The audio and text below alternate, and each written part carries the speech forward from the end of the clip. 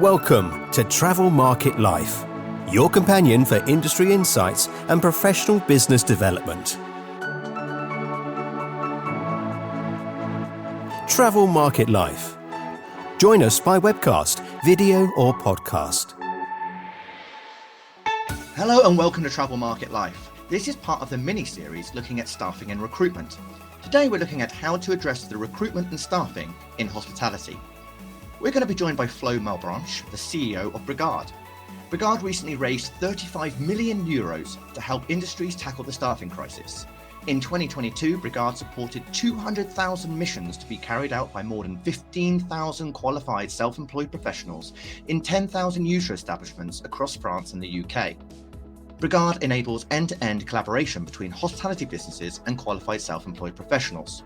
We'll also be joined by Stephen Driscoll, Restaurant Operations Manager at the Berkeley.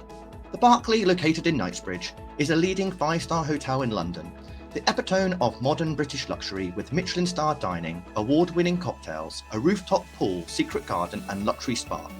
The team recently won Best Themed Afternoon Tea in the UK from the Afternoon Tea Awards. Stephen oversees 200 staff across hospitality, food and beverage. Travel Market Life. Hello, Flo. Thank you ever so much for joining me today. So, hospitality industry has really been struggling since 2020. The pandemic really blew up the issues and highlighted a lot of the problems for hotels and hospitality companies. Where are hospitality businesses most struggling to recruit staff today? Hello, Ryan. Thank you for the invitation and the discussion today. You're right. Hospitality is going through a severe crisis, for sure, which is taking place in the UK, in France, and in many, many other countries. It's also something we see actually in other industries, and that's super important to keep in mind. I mean, the talent crisis is something which is really striking today, and which is not something only for hospitality or only for healthcare, which are the two industries we're talking the most about. Today, there is a huge lack of attractivity when we talk about hospitality. And so what we need to do is, in a way, to give back energy, to give back passion to these industries, to make sure that people want to do these jobs again, especially on the back of house part of the business. That's super important. From what we see here in France, which is, I would say, almost the same in the UK. That's the kind of people we miss the most today. Now, I've just given a bit of an explanation into your solution that you've got, but could you just summarize what it is that you offer to hospitality businesses? What's the value there? So something people are saying today is that they want and they need new ways to collaborate between businesses and talents. And so what we've decided to put back in 2016 is a very simple solution that at the same time helps businesses to get in touch with talents, people who have some experience, some knowledge of the industry, and who can do very short missions.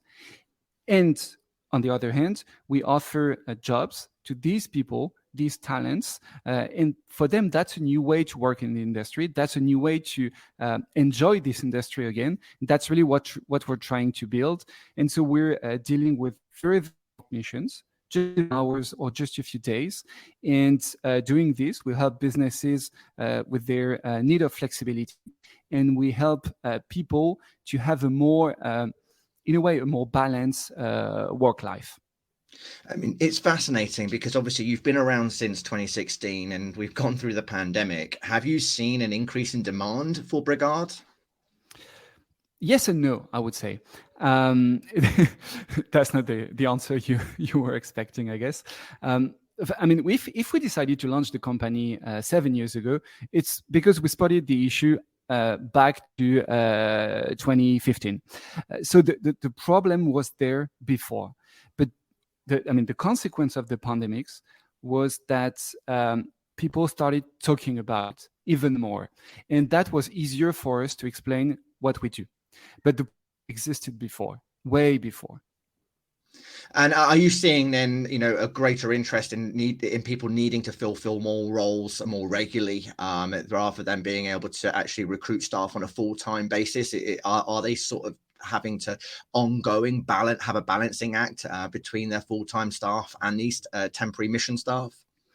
I mean, what we say is that, so we're not trying to get rid of the full-time staff. That's super, super important. What we want, I mean, the vision we have for the work market is really to find the correct balance between having your own staff, regular staff, full-time people, because these people, they're super important. They're the knowledge, they're they represent the values of your company. So that's super crucial to have them.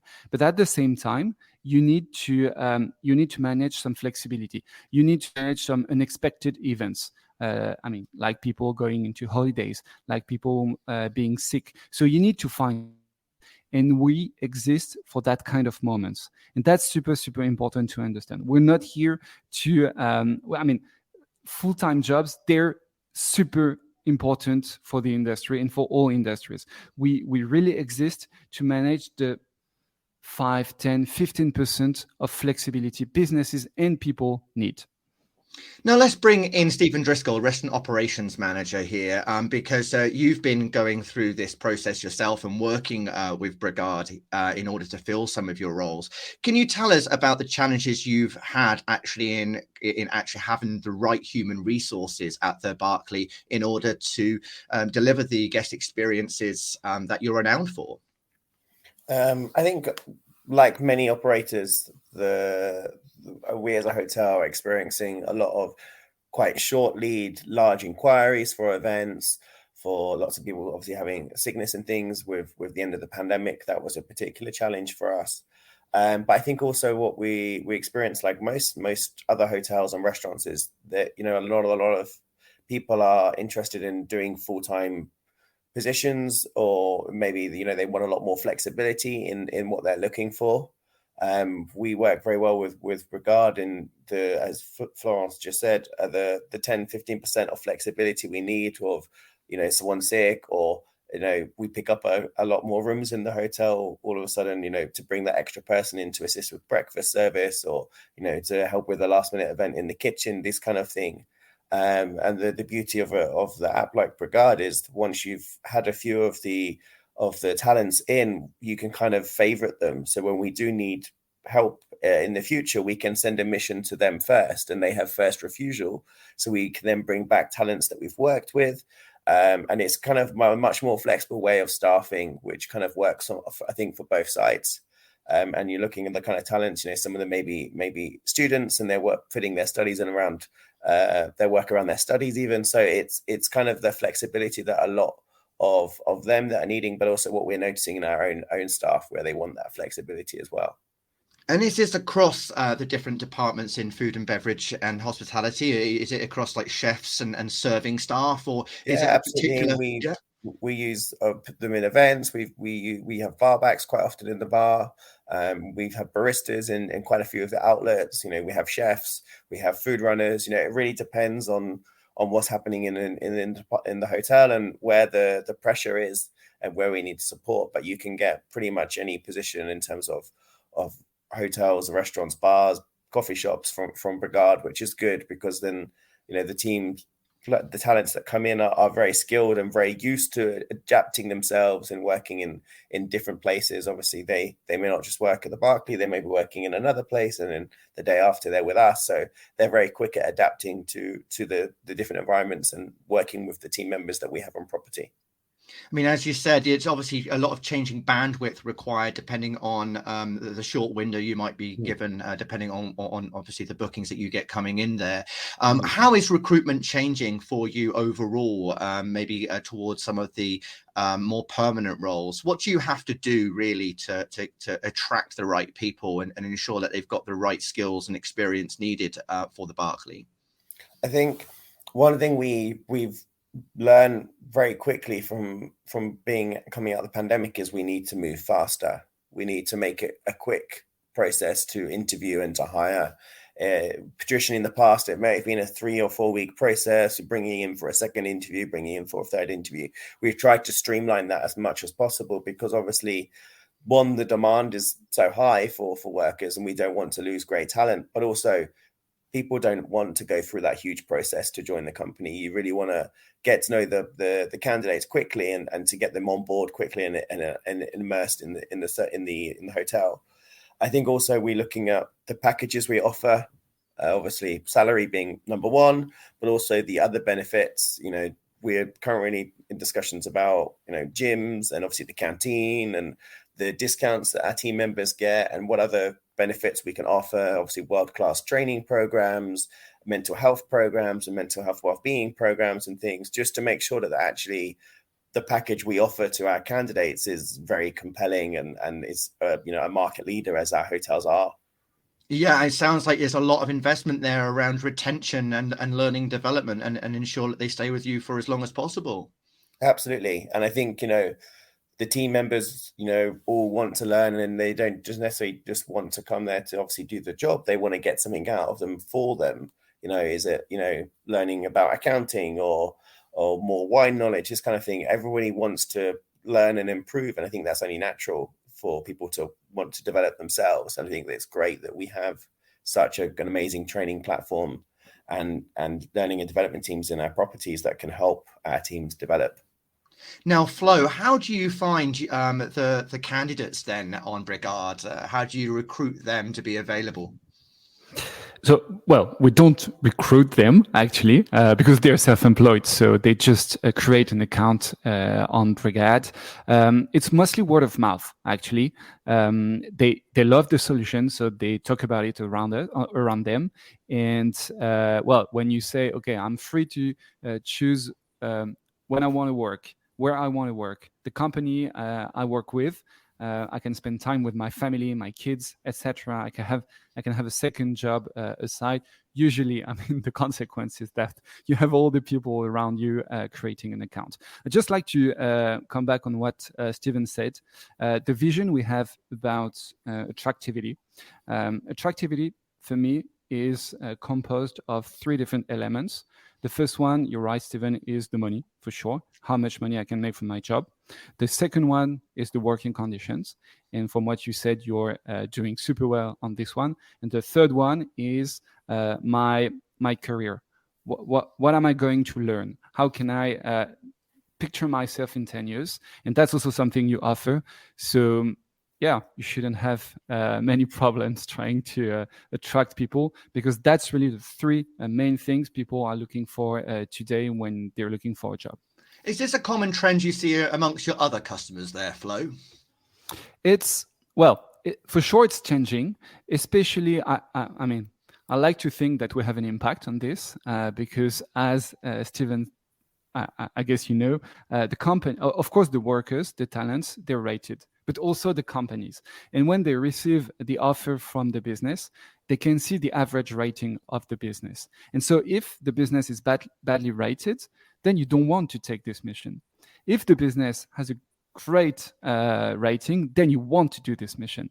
And that's, in a way, that's putting a bit of pressure on the to make sure they improve attractivity, they improve the money, they improve the working conditions, and they improve what they offer to the talents in general.